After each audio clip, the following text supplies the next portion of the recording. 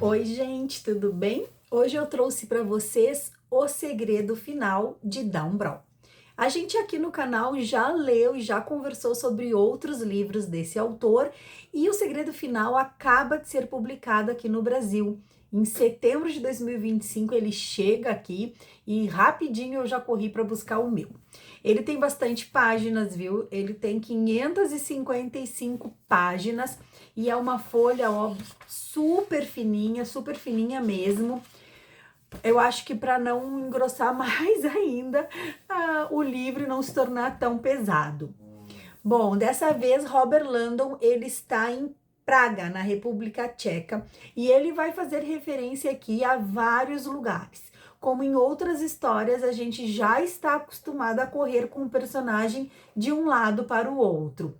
E se você ficou curioso e quer saber um pouquinho mais sobre essa história, fica aqui no canal, me acompanha, mas já vou dizendo, vai ter spoiler e eu vou contar o que acontece lá no final dessa narrativa. Bem, nós teremos aqui o Robert Landon maduro, né, já namorando, paquerando a Catherine.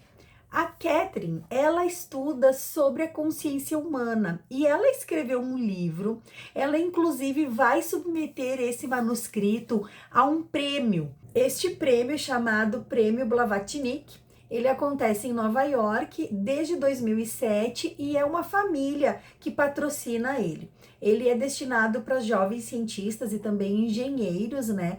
E a Catherine, ela tinha escrito esse manuscrito e submeteu o seu trabalho.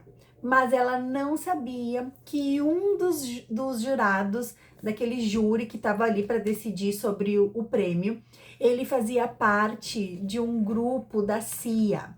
E ele sempre que surgia alguma coisa interessante que pudesse ser utilizado nos experimentos da CIA sobre a consciência humana, ele indicava. E aí então vai começar toda essa história aqui, porque o manuscrito da Catherine vai sumir e ela também vai ser raptada, vai ser sequestrada.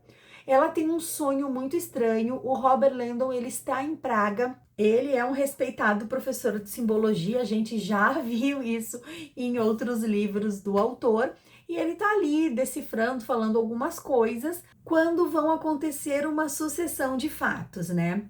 Um dos fatos é que a Catherine, ela vai ter um sonho que ela vai ver uma figura que representa a morte, vai ter um cheiro de morte e o hotel onde eles estão hospedados vai explodir. E acontece exatamente isso. O Robert Landon, ele sai para caminhar, tá nevando, tá um tempo bem feio, ele sai ali para caminhar e ele vê a figura que a Catherine descreveu no seu sonho. Ele sente o cheiro e ele pensa, meu Deus, isso tá acontecendo, isso é real e o hotel vai explodir. Ele pega o telefone, ele liga pro hotel, ele manda evacuar urgentemente, rapidamente, que todo mundo saia do hotel. Ele corre porque ele quer salvar a namorada. Quando ele chega lá, ele vai no quarto, não encontra ela, e aí ele escuta o sino badalando e ele pensa, é agora e eu vou morrer. E aí ele olha pela janela, tá lá o rio, ele se joga no rio. Vocês imaginem, ele se joga no rio numa temperatura assim negativa, com aquela camada fina de neve, a correnteza leva ele e ó, é por um triz que ele não morre. Mas aí é que vem a questão, vocês acham que o hotel explodiu ou não? Não, gente, o hotel não explodiu. E aí ele fica todo assim, sem jeito, porque ele tinha dado o alarme, ele achou que aquilo ia acontecer e ele não entendeu por que é que não explodiu. Mas aí a polícia vem, pede para conversar com ele e diz que naquela manhã eles desarmaram uma bomba que estava no hotel. Aí a Catherine sumiu, o manuscrito sumiu, e aí ele vai ver que ele tá enroscado, ele tá ali, ó, no meio de uma confusão, e ele vai ter que decifrar tudo aquilo para poder salvar a sua namorada. Ao longo do livro, o Dan Brown, ele faz referência a várias pessoas que de fato existiram, a várias obras que de fato existiram, o que leva a gente a pensar que muito do que ele escreve aqui é verdade, mas a gente tem que lembrar que é um livro de ficção. Por exemplo, ele faz referência a um psicólogo canadense que já falecido, chamado Donald Hebb, que foi ele que descobriu a função dos neurônios, ele que descobriu ali que os neurônios estavam muito associados à memória, à aprendizagem, e ele pesquisou muito sobre isso. Então a gente vai ver a teoria do Donald Hebb aqui nessa história. Ele também vai fazer referência a uma figura mitológica chamada o Golem de Praga. Era um rabino que ele vai fazer através de magia, ele vai construir um homem de barro para que esse homem de barro pudesse defender a comunidade judaica. Essa lenda é lá do século XVI, e aí a gente vai ver ao longo dessas páginas a figura do Golem aparecendo. Uma figura bem assim mitológica, com barro, rachaduras, que aparece em várias ocasiões, e a gente fica achando que tem mesmo alguma coisa mágica ali, né? Meio sinistra no meio daquilo tudo. No final, a gente vai descobrir, gente, que a CIA, ela montou num espaço antibomba, num espaço subterrâneo, em Praga, um laboratório onde eles faziam experimentos com pessoas russas. Essas pessoas estavam em tratamento psiquiátrico, então eles trouxeram para Praga, né, nesse espaço que ficava subterrâneo, e eles construíram, eles estavam estudando sobre a consciência humana. Eles queriam levar até a questão da morte, eles queriam tirar a pessoa do seu corpo. Sabe quando a gente sonha, que a gente parece flutuar? Eles queriam que tivesse essa consciência. Geralmente, quando a gente acorda depois de um sonho, a gente não sabe bem o que aconteceu na história. Se a gente não toma nota, a gente acaba esquecendo. E eles achavam que isso tinha uma explicação, um porquê. Então, eles faziam esses experimentos, eles colocavam drogas nessas pessoas russas, para que elas fossem até assim ali ou quase morrer. Aí quando estava quase morrendo, eles ressuscitavam, faziam a pessoa sair do corpo, se elevar e recordar o que tinha acontecido com ela, né? Então é uma tortura psicológica que eles vão fazendo. Tem um homem aqui russo que se chama Dmitri, ele é dado como morto, que ele não aguentou todos esses testes que faziam com ele, que ele acaba morrendo. Só que a gente vai ver que tem essa figura de barro chamado Golem e que ele protege a Sasha, que é uma mulher que também passou por vários transtornos psiquiátricos, e essa figura de barro sempre vem para protegê-la. Então eles acham que na verdade o Dmitri de alguma forma sobreviveu e é ele que está ali em volta dela. Mas Dan Brown vai fazer aqui citação a duas obras muito importantes. Uma é O Médico e o Monstro. Essa obra já é domínio público, está disponível pela internet. Ela é de 1886.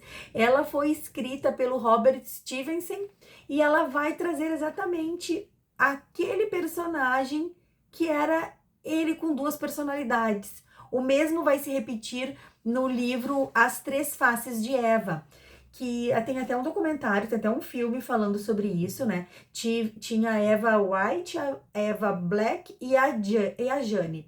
Essas três personalidades viviam dentro de uma mesma mulher. Somente a Jane tinha consciência das outras duas. Então ele vai mostrar que a CIA estava fazendo experimentos no cérebro humano, na consciência humana, de forma que tivessem mais de uma personalidade. Eles queriam saber até onde a gente conseguiria entender os aspectos sombrios que muitas vezes são esquecidos durante a nossa consciência, durante o nosso acordar. Então eles implantavam nessas pessoas uma espécie de chip. E ao mesmo tempo em que colocavam uma informação no chip, davam essa informação na consciência da pessoa, para que quando a pessoa tivesse essa informação e o chip ao mesmo tempo, fizessem sinapses, fizessem conexões neuronais entre a parte robótica com a parte humana. Era isso que eles queriam. E durante esses experimentos, eles acabam evocando nessa menina chamada Sasha uma outra personalidade. Então a Sasha tinha dentro dela o nascimento de um homem chamado Golem, como se ele a protegesse. Então ele fazia com que ela se esquecesse dos traumas, das agressões físicas, de todo o sofrimento que ela passava durante esse experimento. E todo mundo que essa personalidade chamada Golem achava que fazia mal para Sasha, ele tratava de matar, de acabar, né, de dar um outro rumo. Então a gente vai ter aqui uma série de assassinatos, a gente vai achar durante todo o livro que quem tá provocando isso é o Dmitri, né? Eu pensei desde o início, não, esse homem não morreu, esse homem russo é ele que tá aqui escondido de alguma forma provocando essas mortes. Não, era a personagem feminina Sasha. Ela é que assumia um outro ser, ela que se fantasiava, se vestia de golem, e aí ela que provocava todas essas situações. É um livro muito intrigante, assim, a gente vai naquele desespero tentando descobrir ali o que está acontecendo com Robert Landau, com a Catherine e com todos os personagens que somem, morrem, desaparecem o tempo todo. Porque como a gente já sabe, o Dan Brown ele fica fazendo capítulos curtinhos e sempre ele tenta terminar assim em êxtase, para que você não largue o livro, que você continue lendo a história para saber o desfecho, o que aconteceu com o Robert Landau quando ele pula no rio. Cadê a Catherine? O que acontece quando ele vai botar fogo no manuscrito? Então a gente fica sempre naquela busca de querer saber. É um livro longo, demora um pouquinho para ler. Quem já está acostumado com os livros do autor sabe bem que ele faz referência a várias obras, né? Ele faz aqui também referência ao símbolo do Starbucks, né? Ele vai dizer que ele nunca toma café no Starbucks porque o Starbucks utiliza uma imagem de uma sereia grega e com duas caudas, e que essa sereia grega, ela era bem malvadinha e ela afundava os marinheiros, né? Matava todos eles. E a gente sabe que a empresa Starbucks, ela pegou essa imagem como se fosse uma fada, uma sereia do rio, e que ela tinha se casado com seu esposo, mas que ele nunca poderia observá-la tomando banho aos sábados. E aí, movido pela curiosidade, o homem vai ver ela tomando banho, vê que ela se transforma metade mulher, metade peixe. E aí, quando ela percebe que ele não cumpriu a promessa, ela vai embora, vai para o rio e vai embora.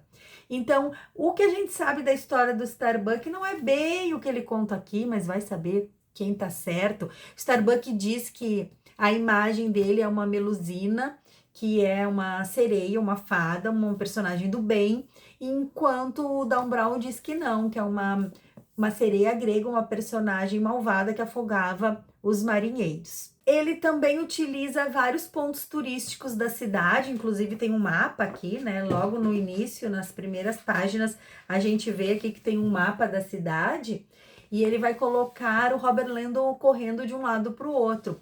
Até tem um momento da história que o Robert Landau marca um encontro com a namorada, com a Catherine, e ele diz assim: me encontra lá na porta das 7 fechaduras.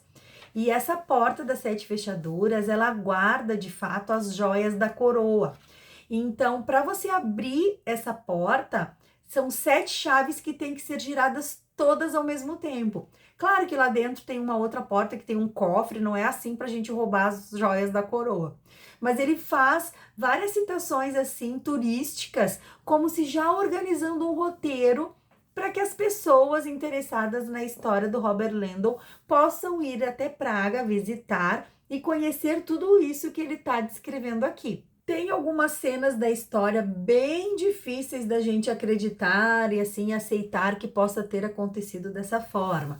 Por exemplo, tem uma hora que o Robert Landau e a Catherine, eles estão dentro desse prédio que é num subsolo, tá?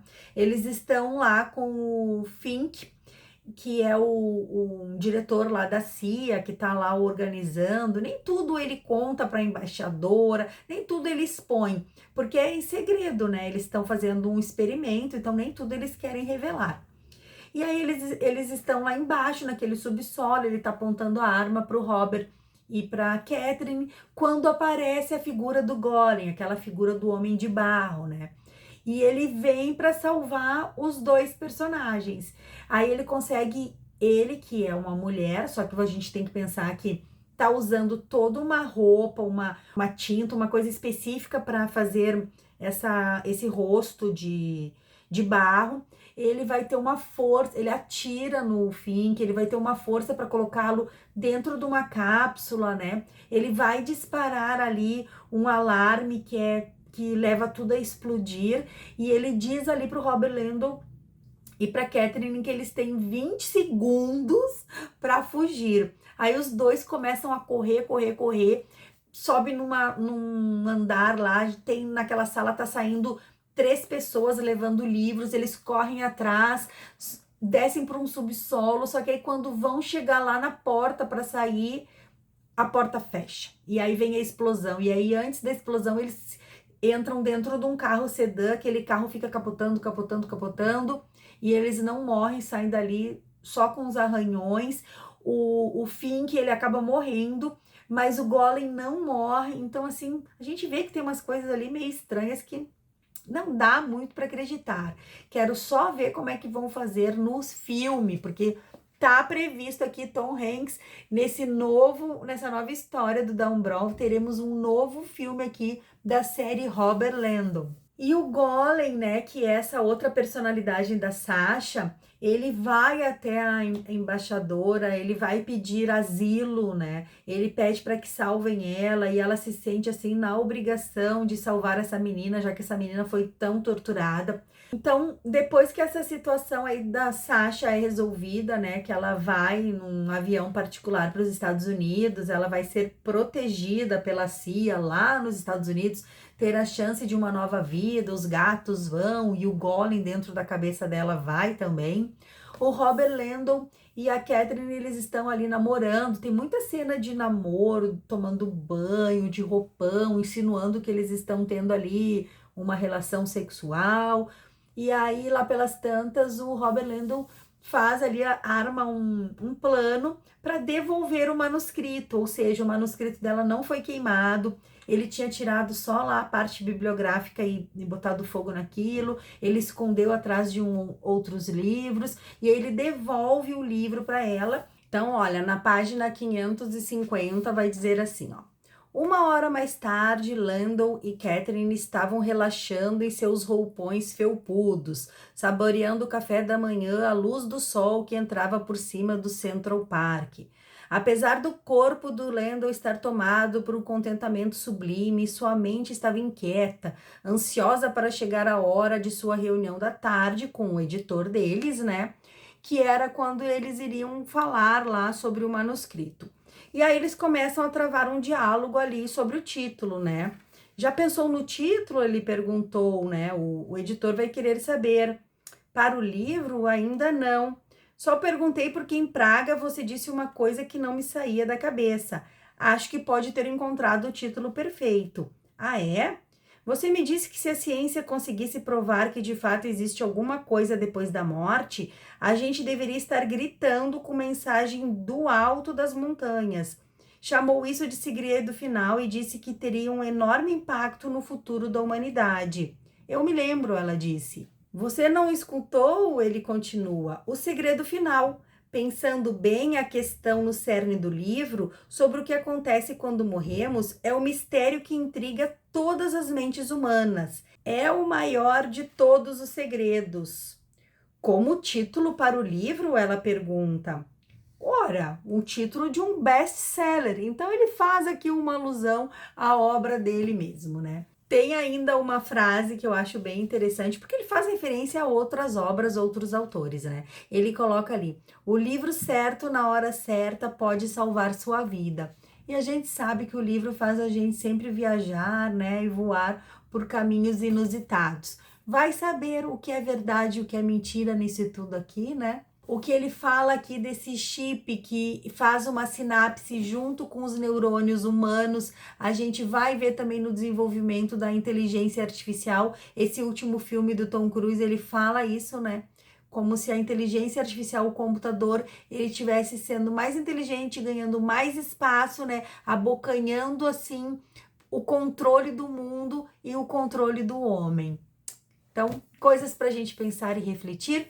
Eu espero que vocês tenham gostado da resenha de hoje. Vou me despedindo por aqui. Desejo para vocês um abençoado domingo e que a gente possa se encontrar numa próxima história. Um beijo grande. Fiquem com Deus e até lá. Tchau, tchau.